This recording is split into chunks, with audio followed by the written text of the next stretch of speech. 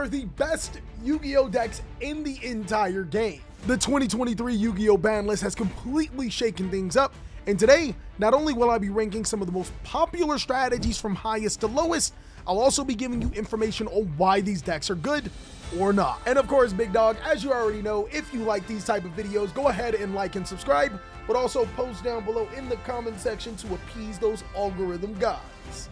Let's jump on in. The criteria for this tier list is going to be fairly simple. I will be ranking these decks on how powerful I think they are post the December 19th, 2023 ban list. And of course, big dog, I couldn't fit every single Yu-Gi-Oh strategy on here. If you guys go down below in the comment section, I put a pinned comment. All you got to do is let me know some strategies that I miss, and I will try my best to include them in the next tier list. Let's go ahead and start off with Branded, a deck that didn't necessarily get hit by the Forbidden List, but did get stronger in a lot of players' eyes because of some of the hits that happened to decks surrounding it. I would say that this deck is still a solid choice Yu-Gi-Oh deck. I don't think it necessarily becomes one of the best decks in the game, but it must be respected because it still is a very powerful deck that can do a lot of crazy things. The biggest problem with Branded, though, is that you can't summon SP Little Knight, and Star Slayer Sky Crisis is a literal out to a lot of your boards. This deck is a little bit tricky to play, but still very fair and powerful. I think it's a little bit earlier to say, but because we didn't lose Hot Red Dragon Archfiend Calamity, I am going to say that this is probably one of the best decks in the entire game. I think that Centurion is top 5. It's very powerful. It allows you to be able to dodge a lot of cards that are really important to being able to beat some of the other decks. So it benefits from that. And then it still has Calamity, which is a very, very powerful card. I still think that Chimeras are a little bit worse than Branded, but I don't think that they're any slouch. I'm going to still put them back in the borderline. Nothing really changed for these two particular decks, and they still do have the same weakness. While most Floodgates get hit, Dimensional Barrier did not. I think if you're a player that's looking for a little bit more flexibility with your deck, and you still want to play the Branded cards, Chimera's your guy, but if not, you probably are better off playing the regular Branded, as a lot of their toxic things still have not been hit. If players touch the graveyard more than they touch themselves at night, this could be a very good deck, but for right now, I'm gonna put it in experimental. I think that there's going to be some graveyard movement decks that will allow you to be able to proc a lot of Exosisters effects, but I also am very careful for the non-graveyard removal decks that could also be really powerful, making it detrimental to play this deck consistently. Fire Kings is easily one of the best decks in Yu-Gi-Oh! This deck was competing really hard before the ban list and only got stronger. A lot of the Floodgate cards, well, they were actually good against Fire Kings. The only thing that I don't like about Fire Kings is that in order to play the best version of the deck, you're going to need the Sinful Spoils cards, and that turns this deck from a $30 structure deck to about a $500 expensive Yu-Gi-Oh! deck. Floowandereeze is always a solid budget Yu-Gi-Oh! deck to play, really dependent on if there was a ton of linking in the format. I don't think that there's a lot, so I'm going to put it into borderline. All it takes is that a smart Centurion or Fire King player to just summon their monsters in defense, and you're really in danger. Plus, Floowandereeze isn't as good against back row heavy decks, and there's quite a few that could be played in this format. I think that it could be good. It has the potential, but for right now, it's in that teetering spot between decent and maybe a little bit more experimenting. Infernoble, I don't want to say is a dead Yu-Gi-Oh deck, but a lot of its power plays were because of ESOL. A lot of the ways that it can play through hand interruptions was because of that card. I'm going to put it in a real challenge for right now. I think Kashtira is a lot stronger than what people were giving it credit. This was a deck that I genuinely considered playing.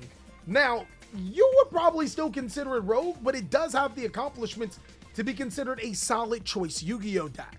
This is all before Kashtira Unicorn coming to 3. Now with it at 3, the deck does get a little bit more consistent and can just summon huge Kashtira monsters on the field and control the game. We already know how powerful Kashtira Fenrir is. This is the deck that can keep on recycling Kashtira Fenrir.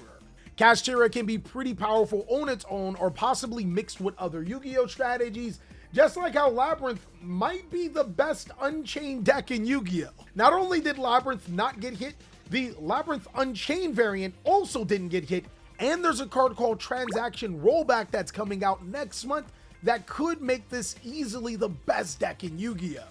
With the banning of Isol as well as other cards, Vanadium is the last standing combo deck, and I really want to put it in the best decks, but chat convinced me to put it into solid choice. I personally think that this deck is outrageously powerful, and the correct player can play through way too many interruptions. But then you would need a correct player. The problem with Vanadium is that it does have simple lines for most glue eaters to be able to play, but when you want to be able to succeed with this deck, it does require the biggest brain in the world. Good luck with that. Also, Jolin Logbird might be one of the most played staple Yu-Gi-Oh cards in the entire game. You really might want to watch out for that card being able to shut your combo sequence down. Me personally, best decks. But for right now, solid choice is where it's at. The best thing about Marine Cess is that in one card, you can go full combo, meaning the rest of your cards can be hand interruptions. Not only have I been playing this deck in the TCG a little bit, I've been playing it in Master Duel. I want to put it in solid choice, but as the format starts, I'm going to put it in borderline. I think Marine Cess does have the opportunity to go get higher. Keep in mind, it did top YCS Bologna, and is still a fairly good Yu-Gi-Oh deck with no hits. Bro, Mathmech got more hits than Drake. Mathmech Circular to Zero, a real challenge. Like telling somebody that likes Eminem to listen to Drake's music. The deck's dead, guys. The deck's completely dead. If somebody is playing Mathmech in 2024, yeah, it's just not gonna work. On the surface level, you don't think that Makonko lost anything. There's no Makonko cards on the ban list, and there's even an equipped spell card off the ban list. But Isol was a very important card for the deck to be able to Kin and Jin lock you and do all the other stuff going first. Without Isol, this deck is strictly a going second, not too great Yu-Gi-Oh deck. It's a real challenge. I always thought that Pearly was a deck that's really good in the game depending on the pilot.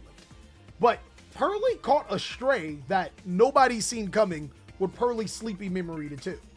I want to put it in experimental, but I still have some hope for the Black Cats. I think that it's a borderline Yu-Gi-Oh deck.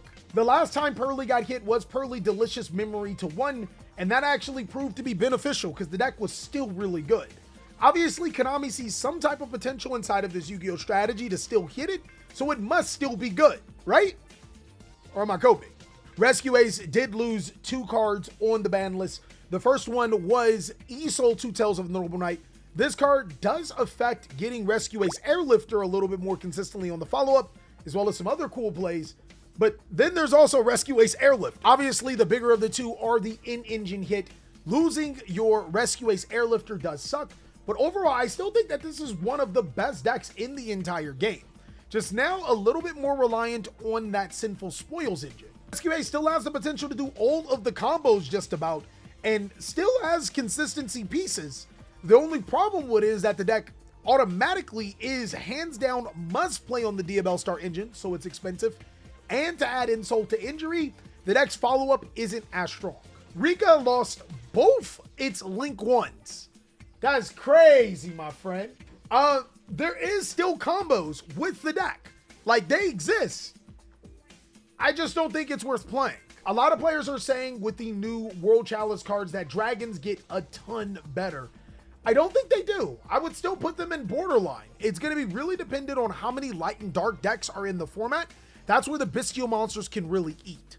Also, saying that Chaos Space is still at 1, I don't think that this deck necessarily changed positions. All right, guys, I'm not going to lie. I was coping when I said that Bestial Runic.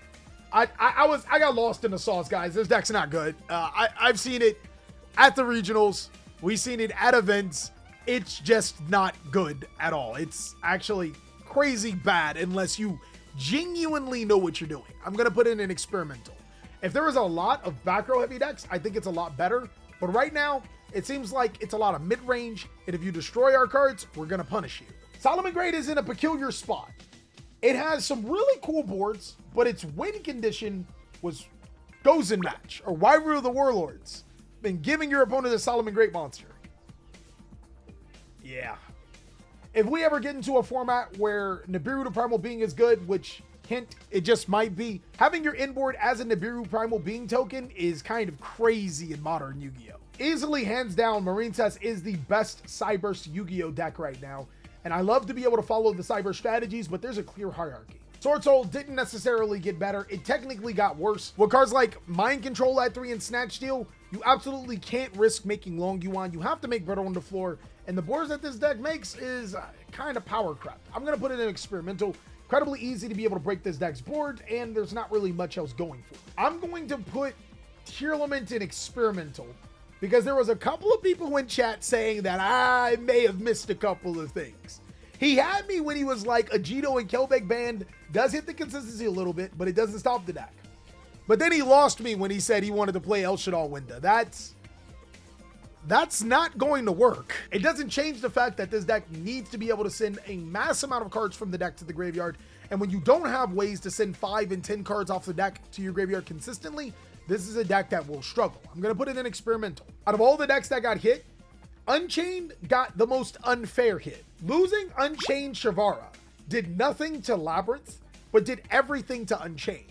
This means that your tour guide from the underworld in a lot of your Yu-Gi-Oh plays are a lot more susceptible to hand interruptions. I would put Unchained in solid choice. It is no longer the free Yu-Gi-Oh deck that can play around a ton of interruptions, and now since it does have less level 6 monsters, making Wave King Caesar is going to be a lot harder. Overall though, I think Unchained is still going to be pretty popular and powerful inside of this Yu-Gi-Oh format. Solid choice is probably the highest that it'll get though. Vanquish Soul ironically got some secret support. Dino Wrestler Pancratops. It's a pretty good card at helping the deck going second. I think Vanquish Soul is in solid choice. It's easily one of the better decks in Yu-Gi-Oh right now. Nothing hit plus things to help you out, and already having a track record of being a powerful deck, solid choice is probably where it's gonna be. Spellbook's getting Spellbook Judgment at 3 is a win for not only them, it can be technically considered a win for Sky Strikers as well if you wanted to play Sky Striker Spellbook, but I'm not sure if that's powerful enough. Spellbook Fate isn't good enough to carry games. I'm going to say a real challenge. I think that there's a little bit of movement for Spellbook of Judgment. Maybe there's some cards or something that I'm missing. Upstart Goblin is also at 3, which allows Spellbook Judgment to gain more counters. So there's a possibility that this strategy could be higher, but I don't think that there's enough to warrant it. Infernity got Infernity Archfiend to 3. But the deck still has the same problems. It's susceptible to any one disruption on its full combo, but its full combo is pretty toxic. This is simply one of those decks that is a real challenge still. Yes, again, that Infernity Archfiend did go to 3, but the problem is you didn't need 3 Infernity Archfiends. You probably still won't play 3 Infernity Archfiends. Why? Because it's a monster. Orcust is incredibly good right now getting Orcust Harp Horror. There are so many crazy engines that you can play with it. You can consider playing Horus, Bestials, and even the Red Dragon Archfiend cards, but I would say right now that this deck is experimental. It got some pretty crazy cards while it was been banned or locked up in SP Little Knight, and Dengirsu is still really powerful. We've been testing Orcust the most, and I think that it does have a little bit of potential to be maybe a borderline type deck, but it'll never be the best deck in the game. There's way too many counters for this deck right now. Now, a variant of that Orcust could be Phantom Knights. Phantom Knights can be played with a small Horus engine or even a big Horus engine. It's also really important to note that Phantom Knights have had success with the Horus engine and without the Orcust cards. So the Orcust cards are just a well-welcomed addition. I would put it in borderline. I think that this deck has the opportunity to be solid choice. I think borderline is the lowest, and I would sell low on this deck right now, mainly because while it has been doing some things, it hasn't been the deck of the hour. Overall though, my only questions to Phantom Knights is that yes, it has all these cool cards to play with, but its going second ability is still the exact same, which isn't the best in the world. Speedroids, yeah, Terror Top to 2 ain't gonna do much. I'm gonna put it in a real challenge. You know, they're not a bad Yu-Gi-Oh deck, but the reason why Terror Top got banned is because it made free rank 3 plays. I can see that happening again for like other decks. Overall, Speedroid Terror Top will be Goblin support when Phantom Nightmare comes out, but for right now, it's not really doing anything. The World Challenge strategy, guys, we're not even gonna move the tier list over for this. This is not good. World Challenge Justusher was very powerful when Huckley Fibrix was unbanned and Guard Dragon LP, and players didn't play Effect Veilers and Imperms and Ash Blossoms for DracoNet. Nowadays, I don't think that this deck is good. Now, I'm not saying that Ib Justusher couldn't find a place in a deck like Generators or something, but I would say for right now, as a pure deck or maybe mixed in the Dragons, it's just not worth it. Yu-Gi-Oh has moved past Ib World Challenge Justusher being that banned card. And lastly, is Sprite getting Sprite Starter This deck kind of disappeared off the map because I think one of the biggest weaknesses for Sprite was just summon bigger monsters. And almost every Yu-Gi-Oh deck can do that. I think Sprite is in borderline. It has the opportunity to get better. Sprite Starter is a step in the right direction. And even cards like Mind Control and Snatch and Steal could play a part to helping this deck getting back on track. And that's all that I got for the best Yu-Gi-Oh decks post the December 2023 ban list. Of course, guys, if you guys have any questions or maybe some strategies that I missed, go ahead and let me know down below. And if you think that I got something too high or too low, let me know as well. We'll be following up on this tier list a little bit later to see what I got right and what I got wrong. But until then, be sure to catch on to these other videos so I can catch you on the next one.